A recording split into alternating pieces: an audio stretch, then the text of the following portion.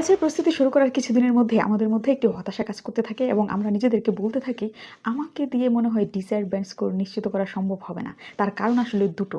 এক, সঠিক ম্যাটেরিয়ালসের মাধ্যমে প্রিপারেশন নিতে না পারা এবং একটি স্ট্রাকচার্ড প্রিপারেশন নিশ্চিত করতে না পারা। আমি বলবো বেসিক ইংলিশ স্পিকিং এবং রাইটিংয়ের ক্ষেত্রে অবশ্যই আপনি একটি স্ট্রাকচার্ড প্রিপারেশন নিশ্চিত করবেন এবং এটি সঠিক ম্যাটেরিয়ালসের মাধ্যমেই শুধু করা সম্ভব। তো এই সঠিক ম্যাটেরিয়ালস নির্বাচন করার জন্য আমি আপনাকে একটু চেক করতে বলবো। দেখেন তো আপনার পড়ার টেবিলে শিরিন আক্তারের 3টি বই, সবার জন্য আইএলটিএস স্পিকিং, সবার জন্য আইএলটিএস রাইটিং টাস্ক 2 এবং সবার জন্য বেসিক ইংলিশ, এগুলো আছে কিনা।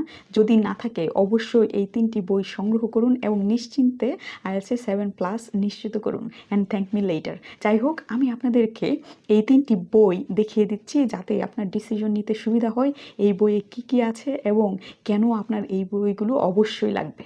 এটি হচ্ছে সবার জন্য আইএলটিএস স্পিকিং। এই বইয়ে অসংখ্য স্যাম্পল আনসার্সের সাথে আপনি ইডিওমেটিক এক্সপ্রেশনস, কোলোকেশনস এবং অ্যাডভান্স ভোকাবুলারির বাংলা মিনিং সহ পেয়ে যাবেন। আর এটি হচ্ছে আইএলটিএস রাইটিং টাস্ক 2। এই বইয়ে আপনি কোলোকেশনসের বাংলা মিনিং সহ দেওয়া আছে, সাথে স্যাম্পল আনসার্স এবং টেমপ্লেটস।